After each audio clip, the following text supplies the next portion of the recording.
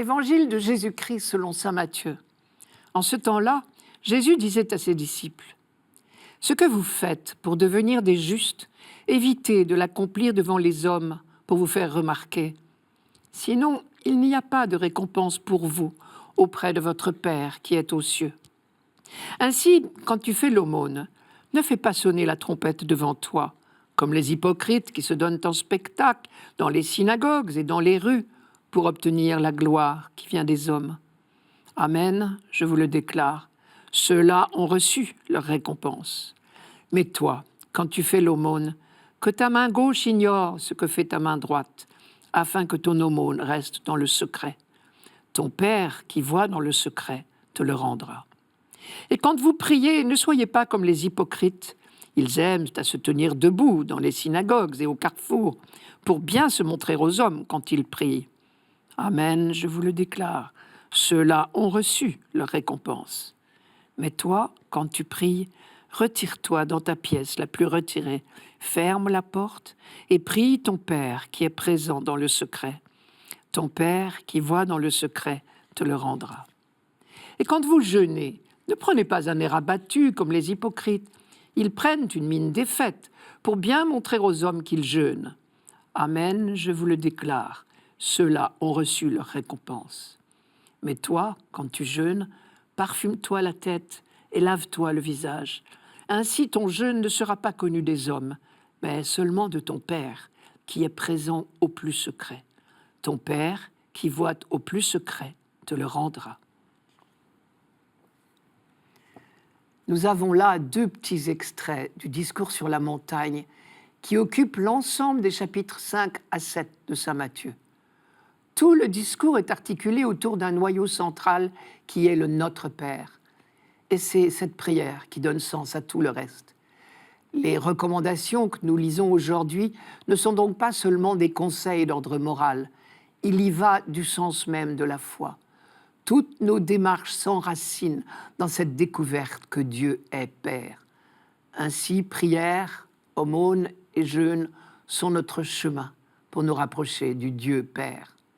Jeûner, c'est apprendre à nous décentrer de nous-mêmes. Prier, c'est nous centrer sur Dieu. Faire l'aumône, c'est nous centrer sur nos frères. Par 3 fois, Jésus reprend des formulations semblables, qui ont l'air polémiques. Ne soyez pas comme ceux qui se donnent en spectacle. Il faut avoir en tête la très grande importance des attitudes religieuses dans la société juive de l'époque, avec le risque inévitable d'attacher trop de prix aux manifestations extérieures. Et sans doute, certains personnages en vue n'y échappaient-ils pas. Ainsi, parfois, Matthieu a-t-il retenu les reproches de Jésus à ceux qui s'attachaient plus à la longueur de leur frange qu'à la miséricorde et à la fidélité. Ici, au contraire, Jésus invite ses disciples à une opération vérité.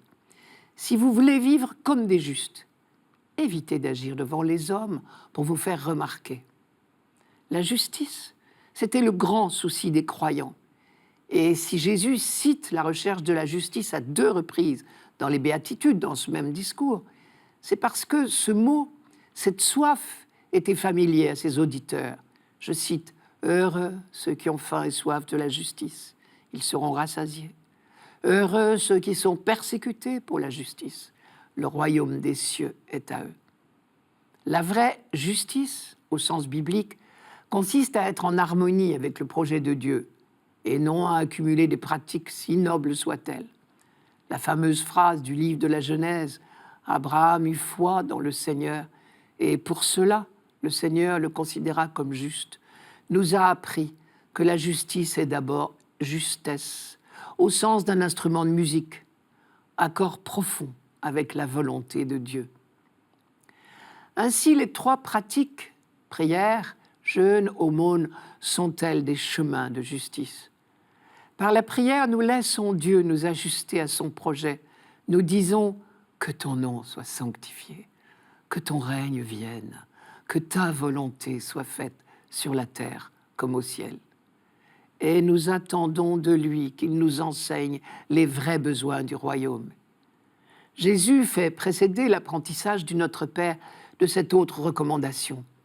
Quand vous priez, Ne rabâchez pas comme les païens, car votre Père sait ce dont vous avez besoin avant que vous le lui demandiez. Le jeûne, lui, est bien dans la même ligne. Cessant de poursuivre ce que nous croyons nécessaire à notre bonheur et qui risque peu à peu de nous accaparer, nous apprenons la liberté et recherchons les véritables priorités, car l'homme ne vit pas seulement de pain, mais de toute parole qui sort de la bouche de Dieu, disait Jésus en jeûnant lui-même. Quant à l'aumône, elle est le fruit de notre ajustement à la volonté de Dieu, puisqu'elle fait de nous des miséricordieux. Le mot aumône est de la même famille que eleison. Faire l'aumône, c'est ouvrir nos cœurs à la pitié, car Dieu veut le bonheur de tous ses enfants. La justice, au sens de l'harmonie avec lui, comporte donc inévitablement une dimension de justice sociale. La parabole du jugement dernier, dans le même évangile de Matthieu, le confirme. « Venez, les bénis de mon Père, car j'ai eu faim et vous m'avez donné à manger, et les justes s'en iront à la vie éternelle. » Les conduites que Jésus fustige, ne soyez pas comme ceux qui se donnent en spectacle, vont à l'inverse. Elles sont une manière subtile de rester centrés sur nous.